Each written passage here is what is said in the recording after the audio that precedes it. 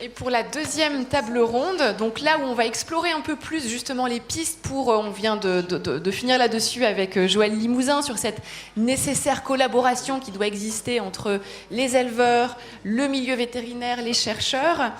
Eh bien, on va accentuer notre débat là-dessus avec Laurent Lempereur, qui est ici, Éric Lelouch et Sébastien Cognat, qui je demande de nous rejoindre ici même. Alors Sébastien Cognat, vous êtes pharmacien biologiste, vous êtes chef d'équipe au bureau de l'Organisation mondiale de la santé à Lyon, vous êtes responsable du programme de renforcement des labos de santé publique et vous avez fait vos études à Lyon. Donc bravo. Laurent Lempereur, vous êtes directeur du laboratoire lyonnais de l'ANSES, l'Agence nationale de sécurité sanitaire de l'alimentation, de l'environnement et du travail. C'est une agence d'État avec 9 laboratoires sur le territoire. Et ici à Lyon, on s'axe plus sur la santé animale, la résistance aux antibiotiques, l'hygiène alimentaire et la santé des végétaux. Alors, Emmanuel, je vous laisse de nouveau introduire le débat, le sujet. On vient de parler donc de cette nécessaire collaboration. On est en train de parler aujourd'hui de santé publique vétérinaire. Comment s'organise sur notre territoire français justement le maillage vétérinaire ? Alors, il y en a pas mal dans la salle, donc je tiens à le dire, le vétérinaire est vraiment la sentinelle, le garant de la santé animale sur le territoire. Donc c'est une sentinelle qui a des responsabilités en matière de détection des maladies, de déclaration des maladies et un bon maillage vétérinaire. Alors après, on a pas mal de discussions sur le sujet entre nous pour savoir si aujourd'hui notre maillage vétérinaire est suffisant. Et on sait que dans certains endroits en France, il est de plus en plus difficile de maintenir ce maillage vétérinaire. Mais un bon maillage vétérinaire, c'est-à-dire une bonne répartition des vétérinaires en nombre suffisant sur le territoire, c'est vraiment essentiel pour une détection et une réaction rapide en cas de problème. Et en fait, ce qui est important, c'est ça a été dit déjà par Joël Limousin, c'est qu'il y ait une bonne synergie entre des éleveurs vigilants, conscients, responsables, au plus près de leurs animaux en fait, des vétérinaires bien formés, ça c'est important, et puis responsables aussi, et puis des autorités compétentes, donc ce qu'on appelait les services vétérinaires, qui sont maintenant dans les directions départementales de la protection des populations, qui soient bien organisés, des services vétérinaires bien organisés, avec une chaîne de commande qui fait que quand il se passe quelque chose, il peut y avoir des décisions qui sont prises et des ordres et des actions qui sont mises en œuvre extrêmement rapidement. Alors il y a des gens dans la salle qui sont bien plus compétents que moi pour en parler. Il y a Valérie Lebourg, qui est la directrice départementale de la protection des populations, qui est ici. Nathalie Garçon, qui est la directrice de l'École nationale des services vétérinaires. Peut-être qu'on pourrait les faire intervenir lors des 15 minutes de questions-réponses tout à l'heure. Et puis, il y a aussi des nombreux patriciens, dont Jean-Paul Berrurier, qui pourra peut-être s'exprimer tout à l'heure, qui pourront s'exprimer sur ce sujet, mais je pense que c'est vraiment ça qui est important pour un bon maillage, en fait. Voilà. Alors après intervient le niveau du laboratoire. Donc là, Laurent Lempereur, comment l'ANSES, justement, va intervenir en termes de santé publique vétérinaire dans le cas d'une détection, justement, sur le terrain, au départ, par les vétérinaires? Alors l'ANSES, comme vous l'avez précisé au début, elle est répartie sur 9 laboratoires sur tout le territoire français. Historiquement en lien avec les filières, historiquement Lyon c'était les gros ruminants, la filière bovine. L'importance pour des laboratoires comme nous, où on va émettre des avis, des recommandations qui vont servir les politiques publiques derrière, c'est vraiment basé, je voudrais insister sur trois piliers. En fait, il faut qu'on soit performant sur ce qu'on appelle la référence. En fait, c'est nous préparer à la gestion de crise. C'est-à-dire que la crise, on la découvre. L'idéal, c'est pas la découvrir au moment où elle arrive, c'est l'anticiper et de nous préparer en tant que laboratoire. Et à l'ANSES, on héberge 60 laboratoires nationaux de référence sur différentes pathologies. Donc, on a cité des exemples tout à l'heure avec la peste porcine africaine. C'est mes collègues de Ploufragan en Bretagne qui ont aussi la chance d'héberger le LNR sur la grippe aviaire, donc, qui sont très, très, très impliqués en ce moment sur les deux sujets. Nous, historiquement, on est le laboratoire national de référence sur le prion. On a été très, très mobilisés sur la vache folle. Et donc, le but de ces laboratoires de référence, c'est vraiment d'être en capacité d'animer un réseau de laboratoires, de faire de la recherche sur les méthodes de diagnostic, de se maintenir en compétences pour quand vont arriver les crises, avec l'organisation d'essais interlaboratoires. Et s'il y a des choses un petit peu amplifiées sur ce domaine-là, c'est une interaction, aujourd'hui on voit bien avec les autres membres, les États membres en Europe. On le voit sur la peste porcine africaine avec nos collègues belges, où ça se passe plutôt très bien. Mais si ça se passe mal au départ, ça peut vraiment être un handicap au final à la gestion de la crise. Et puis aussi, ne pas se cantonner uniquement à la santé animale. Et là, on revient sur le One Health. Et typiquement, pour nos laboratoires de référence sur l'antibiorésistance, typiquement, l'intérêt de collaborer aussi avec les CNR, les centres nationaux, sur la santé humaine, puisqu'on est sur des sujets communs et on progresse beaucoup comme ça. Donc ça, c'est le premier point, c'est la référence, nous mettre en capacité de gérer les crises. Ensuite, un autre point très très important dans nos métiers, c'est la surveillance, l'épidémiosurveillance. Et le fait d'avoir des réseaux pour identifier les signaux le plus en amont possible. Et on a un bel exemple ici qui est piloté depuis Lyon, puisqu'on coordonne à Lyon la plateforme ESA, qui est la plateforme d'épidémiologie en santé animale, qui est hébergée d'ailleurs à beaucoup de scientifiques chez nos collègues avec AgroSup.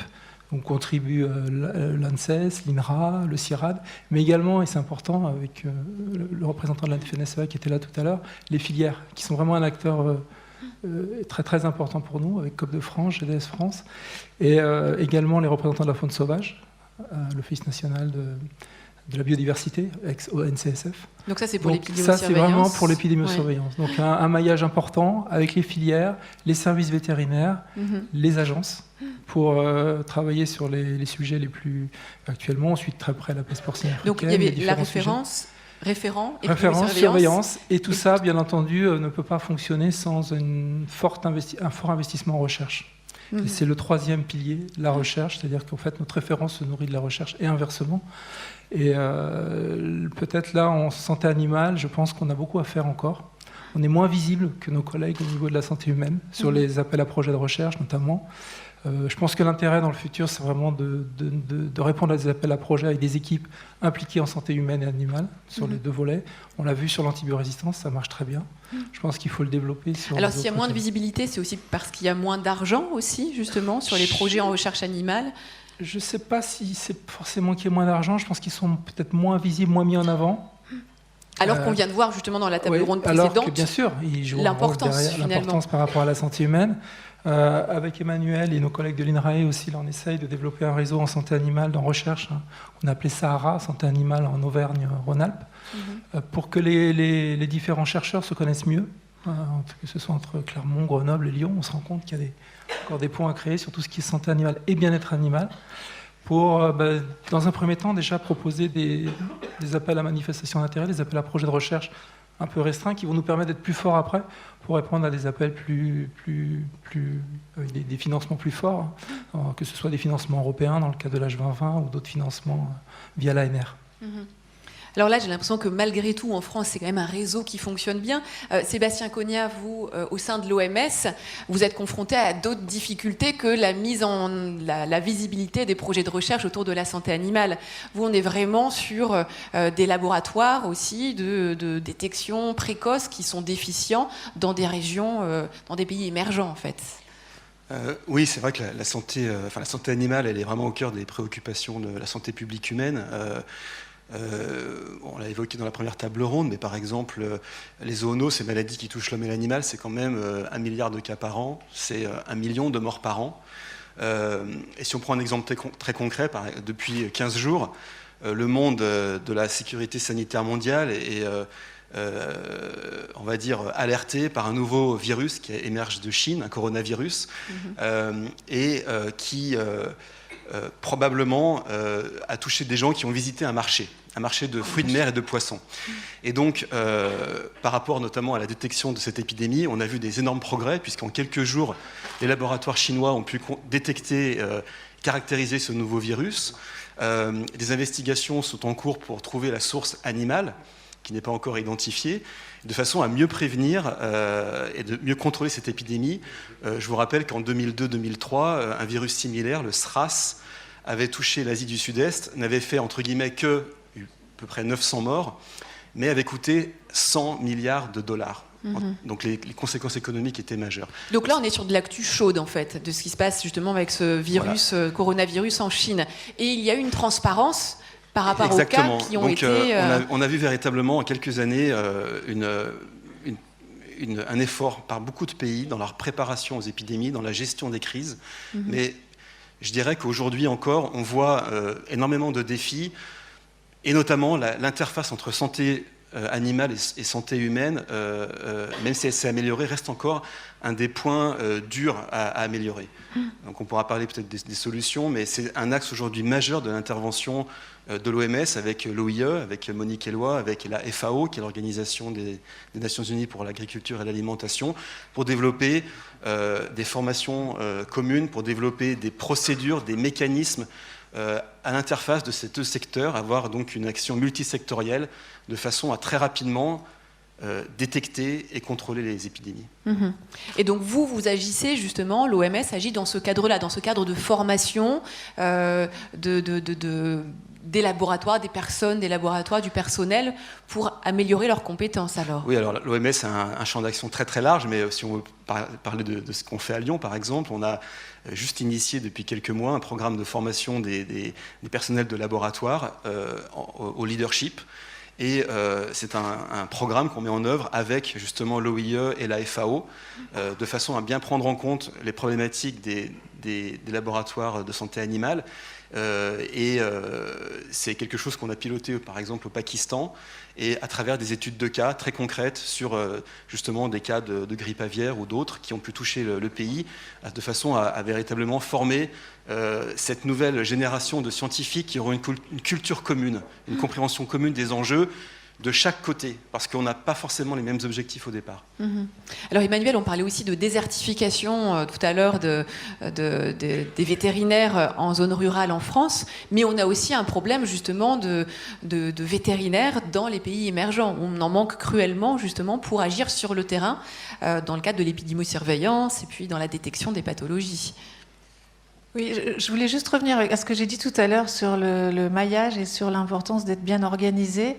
J'ai oublié de dire quelque chose, et quelque part je m'en veux beaucoup, parce que ce qui est très important, c'est bien sûr qu'on ait des services bien organisés, etc., mais c'est qu'il y ait une bonne aussi bons échanges entre les services, on va dire plutôt vétérinaires, et puis tous les services de l'État qui traite des questions de santé publique, de médecine humaine, et cette bonne coordination, je pense, il arrive, et très souvent, que ce soit les médecins finalement qui identifient le problème au départ, et que ça revienne ensuite vers les vétérinaires, etc. Donc c'est cet échange permanent qui doit avoir lieu. Alors pour répondre à votre question, oui, il y a des zones. Moi, j'ai été très frappée en allant en Afrique de l'Ouest récemment, enfin il y a 1 ou 2 ans, de voir à quel point dans certains pays, eh bien, il n'y avait pas de vétérinaires, ou très très peu de vétérinaires, de voir que les antibiotiques n'étaient pas délivrés sur prescription, c'est-à-dire que les antibiotiques étaient en vente libre. Donc, dans ces conditions, comment réduire ou comment avoir des actions possibles en matière de réduction de l'usage des antibiotiques en médecine vétérinaire. Donc, c'est vrai qu'il y a un certain nombre de pays, et c'est un grand défi des organisations internationales. L'OIE travaille beaucoup là-dessus, et dans la mesure de nos moyens, nous intervenons nous aussi dans le cadre de jumelage avec des écoles vétérinaires, ou dans le cadre de coopération avec des États, où on essaye d'aller exporter finalement notre modèle sanitaire. Et là, c'est l'École nationale des services vétérinaires et France Vétérinaire International qui font ce travail. Donc un travail de formation, un travail d'augmentation d'un nombre de personnel qualifié, mais aussi, tout à l'heure on l'a vu, un travail de sensibilisation aussi qui est à faire. Et par exemple, Sébastien, on en discutait ensemble en préparant cette table ronde, vous me disiez que vous aussi, ce que vous essayez de faire, c'est de toucher les communautés qui sont directement, par exemple, en contact avec les populations animales sur les risques de transmission des pathologies. Oui, c'est ça. En fait, l'enjeu, si vous voulez, c'est d'aller au-delà même de la collaboration intersectorielle au niveau technique, mais d'aller toucher justement les communautés sur par exemple des épidémies qui touchent le bétail ou l'élevage. On a eu des épidémies de fièvre de la vallée du Rift en Mauritanie ou dans d'autres pays. D'aller travailler avec les bergers, travailler avec les éleveurs est extrêmement important parce que souvent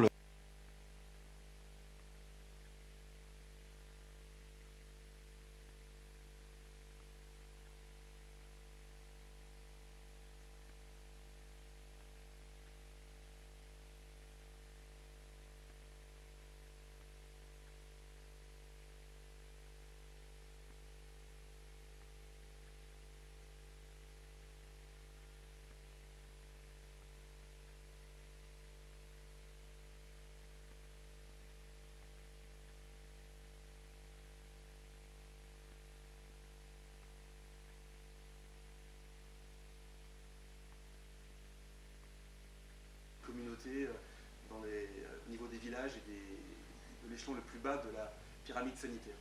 Donc vous essayez, c'est revenu.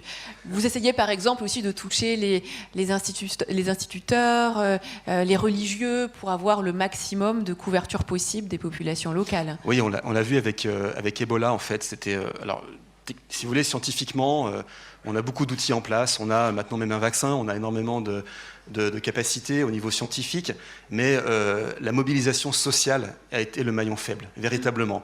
On a dû recruter des anthropologues, des sociologues qui ont pu intervenir sur des pratiques de chasse, sur des pratiques d'enterrement, de façon à traduire véritablement nos messages scientifiques dans des pratiques très concrètes auprès des instituteurs, auprès, donc, encore une fois, des éleveurs, des mamans, des pharmaciens, et d'avoir une action beaucoup plus efficace. Ça reste véritablement un enjeu majeur.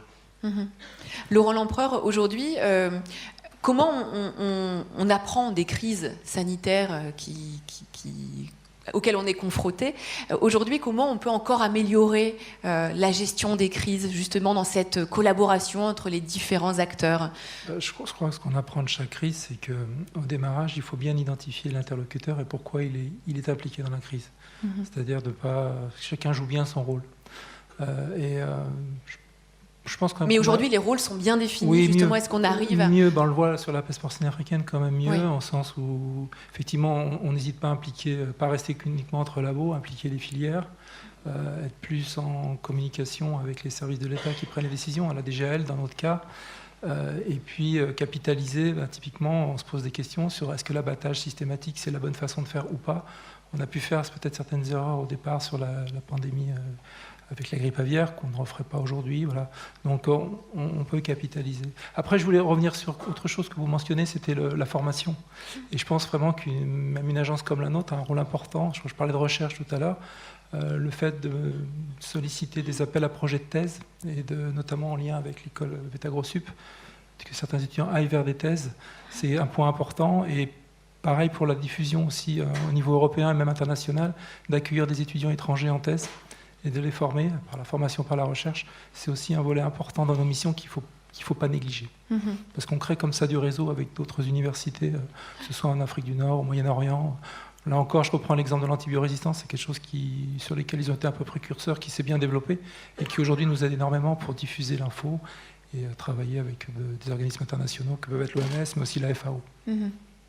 Et Éric Lelouch, comment un laboratoire privé, lui, va-t-il intervenir justement dans le cadre de crises sanitaires comme celle-ci ? À quel échelon vous allez vous impliquer ? Le plus tôt possible. Mais je crois que d'abord, le rôle d'un laboratoire pharmaceutique, c'est de façon historique et de façon principale la lutte contre toutes ces maladies infectieuses dont on parle, avec un objectif qui est en permanence de limiter, de stopper, de maîtriser, de prévenir. Joël Limousin disait tout à l'heure que la prévention avait un rôle majeur. Donc pour nous, c'est essayer au maximum d'éviter la transmission de ces maladies, d'éviter d'abattre aussi les animaux, donc de protéger les filières. Et un des moyens, en tout cas chez nous, de travailler dans cette direction, c'est de travailler sur la vaccinologie et sur les vaccins. Donc la production de vaccins, c'est une des solutions, c'est pas la seule. On parle beaucoup d'antibiorésistance, c'est vrai, mais les antibiotiques, c'est fondamental en santé animale et en santé publique vétérinaire. C'est une voie, les vaccins en sont une autre.